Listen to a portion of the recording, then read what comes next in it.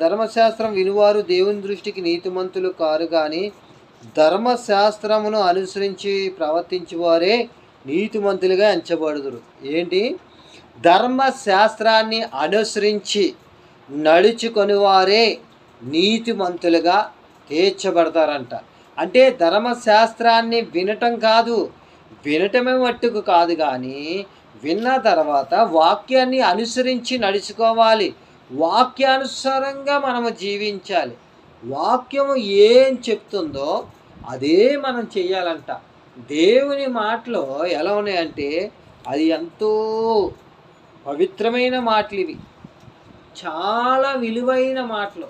ఈ మాటలను మనము అలక్ష్యం చేయకూడదు, నిర్లక్ష్యం చేయకూడదు. దేవుడు మనలను నీతిమంతులుగా ఎంచుతున్నాడు. ఎలాగా?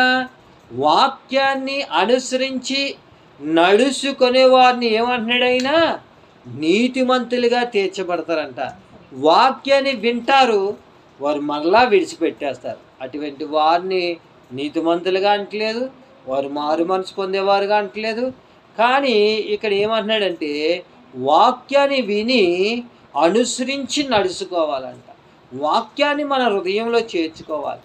వాక్యము బట్టి మనం మారు మనసు పొందాలి.